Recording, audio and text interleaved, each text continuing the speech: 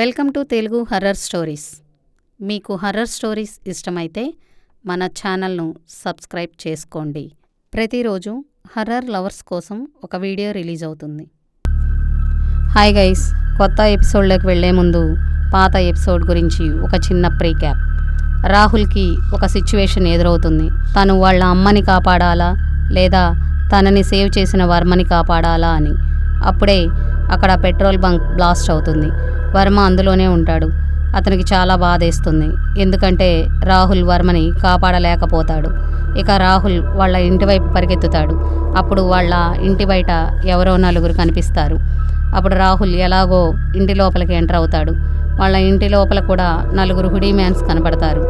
అప్పుడే ఒక hoodie man వాళ్ళ అమ్మని పొడి చేస్తాడు. అసలు అతను ఎవరా అని చెప్పి రాహుల్ చూస్తే అతను వాళ్ళ నాన్నే అని రాహుల్కి రివీల్ అవుతుంది. కానీ 20 years బ్యాక్ చనిపోయిన రాహుల్ వాళ్ళ నాన్న బ్రతికి రావడం ఏంటో రాహుల్కి అసలు అర్థం కాదు. ఇంకా ఆల్మోస్ట్ రాహుల్ వాళ్ళ నాన్న రాహుల్ని చంపేయబోతుంటే వర్మ గ్లాస్ బ్రేక్ చేసుకొని వచ్చి రాహుల్ని సేవ్ చేస్తాడు. వర్మని చూడగానే రాహుల్ వాళ్ళ నాన్న, ఓహో మీ ఫ్రెండ్ని కూడా నీతో పాటు తీసుకొచ్చావా? ఎంతమంది ఉన్నారు మీరందరికీ ఇదే లాస్ట్ రోజు అని వర్మ వైపు చూస్తాడు రాహుల్ వాళ్ళ నాన్న. రాహుల్కి వర్మని చూడగానే చాలా ధైర్యంగా అనిపిస్తుంది. అప్పుడు వర్మ తన గన్ని రాహుల్ వాళ్ళ నాన్న వైపు పాయింట్ చేసి, తనని వదిలేయరా, లేదంటే నేను షూట్ చేస్తాను. అప్పుడు రాహుల్ వాళ్ళ నాన్న, ఏది షూట్ చేయి అని అంటాడు.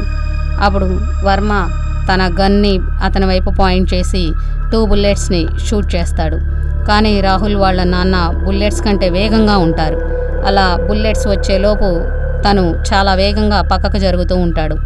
అలా జరిగే క్రమంలో రాహుల్ని వాళ్ళ నాన్న వదిలేస్తాడు. అప్పుడు రాహుల్ ఏడుస్తూ వాళ్ళ అమ్మ దగ్గరికి వెళ్ళి, అమ్మ ఏంటి ఇదంతా అని అడుగుతాడు. రాహుల్ వాళ్ళ అమ్మ ఫెయింట్ అవుతూ, రాహుల్ మన దగ్గర ఎక్కువ టైం లేదు, నువ్వు వెంటనే సునీల్ అనే ప్రొఫెసర్ దగ్గరికి వెళ్ళాలి. అక్కడ నీ ప్రశ్నలన్నింటికీ సమాధానం దొరుకుతుంది.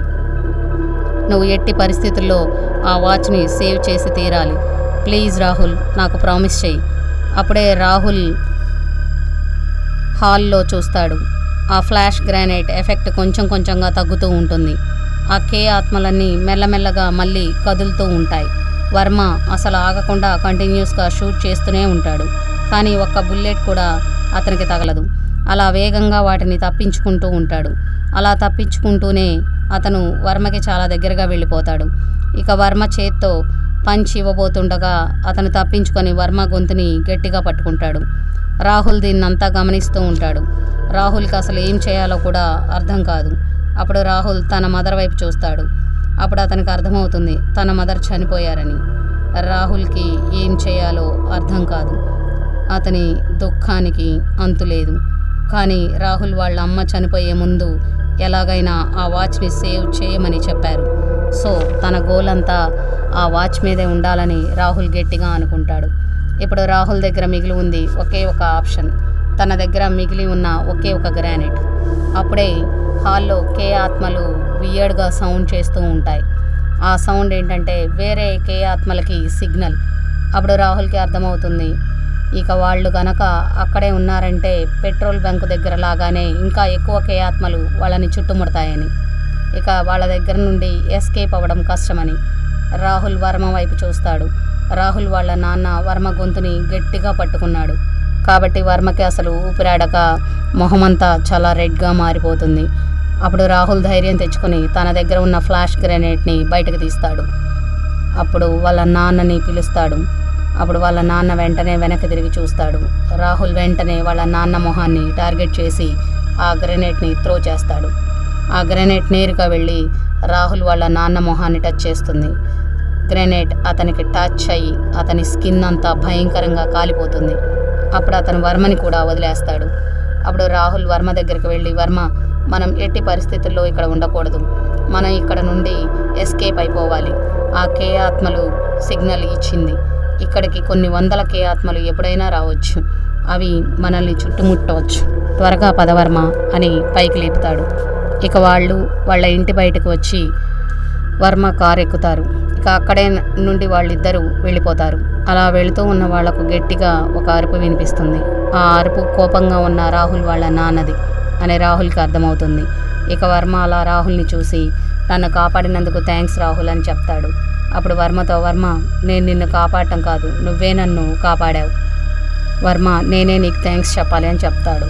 తర్వాత రాహుల్ వర్మతో, వర్మ నువ్వు ఆ పెట్రోల్ బంక్లోనే చనిపోయావు అనుకున్నాను, నువ్వు ఎలా ఎస్కేప్ అయ్యావు అని అడుగుతాడు. అప్పుడు వర్మ ఆ కే ఆత్మల్ని చూశాకే, నువ్వేంటి, నేను కూడా నా పని అయిపోయింది అనుకున్నాను, నేను రూమ్లో దాక్కొని ఉన్నాను, బయటేమో మనుషుల శరీరాల్లో ఉన్న కే ఆత్మలు డోర్ని పగలగొట్టుకొని వస్తాయని అనుకున్నాను. నేను నా సేఫ్టీకి ఎప్పుడు ఒక గన్ని క్యారీ చేస్తూ ఉంటాను, అప్పుడు నా ప్రాణాలను కాపాడింది ఆ గన్నే అనుకుంటున్నాను. నేను దాక్కున్న రూమ్ నుండి బయటకు చూశాను, నాకు పెట్రోల్ బంకు కనిపిస్తూ ఉంది. మనకు ఉన్న ఇన్ఫర్మేషన్ ప్రకారం ఎక్సెస్ లైట్ కనుక వస్తే ఆ కే ఆత్మలను స్కిన్ అంతా బర్న్ అయిపోతుంది. సో నేను నా గన్ని యూస్ చేసి పెట్రోల్ పంపు బ్లాస్ట్ చేశాను. ఆ మంటల వలన ప్రొడ్యూస్ అయిన లైటింగ్లో కే ఆత్మలన్నీ కాలిపోయాయి. నాకు ఆ రూమ్లో అక్కడ ఉన్న టేబుల్ దగ్గర కీస్ కనిపించాయి. అక్కడే ఆ కార్ కీస్ని తీసుకొని మీ ఇంటికి నేను వచ్చినప్పటికీ మీ ఇంట్లో ఏదో ఫ్లాష్ కనిపించింది. అప్పుడు నాకు అర్థమైంది మీ ఇంట్లో ఆ కే ఆత్మలు అటాక్ చేశాయని. ఇక నేను మెయిన్ డోర్ నుండి లోపలికి వద్దాం అనుకున్నాను, కానీ అది లాక్ అయ్యింది. ఇక నాకు అర్థమైంది నాకు ఉండేది ఒకే ఒక ఆప్షన్, నేను పక్కనే ఉన్న పైప్ పట్టుకొని మీ ఇంట్లోకి రావాలి. నేను ఆర్మీలో పనిచేశాను కాబట్టి నాకు ఇది ఈజీ. సో నేను అలా మీ ఇంట్లోకి ఎంటర్ అయ్యాను. నేను చూసేసరికి నిన్ను ఆ రెడ్ హుడీ మ్యాన్ పట్టుకొని ఉన్నాడు. అప్పుడు అవును, నువ్వు ఏమన్నావు, అతన్ని మీ నాన్న అన్నావు కదా? అవును వర్మ, అది కే ఆత్మ కాదు, అది మా నాన్న. అసలు మా నాన్న ఇలా ఎందుకు మారిపోయారో నాకు అర్థం కాలేదు అని చెప్తాడు. రాహుల్ నువ్వేం దిగులు పడకు, మీ అమ్మ చనిపోయే ముందు చెప్పిన సైంటిస్ట్ పేరేంటి అని అడుగుతాడు వర్మ. అతని పేరు సునీల్. అప్పుడు వర్మ రాహుల్తో, అవును రాహుల్, ఇప్పుడు మనం వెళ్ళాల్సింది అతని ఇంటికే, అతను మనకి ఈ క్వశ్చన్స్కి ఆన్సర్స్ చెప్పొచ్చేమో అని అంటాడు. అవును వర్మ, మనకి అతని ఇంటి అడ్రస్ తెలియదు కదా, మనం ఎలా వెళ్తాం అని అడుగుతాడు. అప్పుడు వర్మ ఏం చెప్తాడంటే, అతని ఇంటి అడ్రస్ కూడా మా నాన్న ఫైల్స్లో ఉంది, నేను మా నాన్న ఫైల్స్ అన్నీ కాపీ చేశాను. సో మనం అతని ఇంటికి ఈజీగా రీచ్ అవ్వచ్చు. వాళ్ళిద్దరూ ఆ ప్రొఫెసర్ సునీల్ ఇంటికి చేరుకుంటారు. వాళ్ళు వాళ్ళ కార్ని ఇంటి బయట ఆపి వాళ్ళ ప్రొఫెసర్ ఇంటిలోకి చూస్తారు, కానీ వాళ్ళ ఇంటికి లాక్ పెట్టి ఉంటారు. అప్పుడు వాళ్ళు, రాహుల్ ఇదేంటి లాక్ పెట్టి ఉంది, మన క్వశ్చన్స్కి ఆన్సర్స్ ఎలా అని అడుగుతాడు. అవును రాహుల్, ఇప్పుడు ఎవరికైనా ప్రమాదం జరుగుతుంటే వాళ్ళకు కూడా ఇలానే జరుగుతుందేమో అని వాళ్ళు సీక్రెట్ ప్లేస్లో హైడ్ అయ్యి ఉంటారు. సో ఈ ప్రొఫెసర్ కూడా అలానే హైడ్ అయ్యారేమో కనుక్కోవాలి. సునీల్ తను హైడ్ అయిన ప్లేస్ గురించి ఏమైనా క్లూస్ వదిలి వెళ్ళాడా అని చెక్ చేయడానికి వర్మ రాహుల్ ఇద్దరు వాళ్ళ ఇంటి బయట చూస్తూ ఉంటారు, కానీ వాళ్ళకి అక్కడేం కనిపించదు.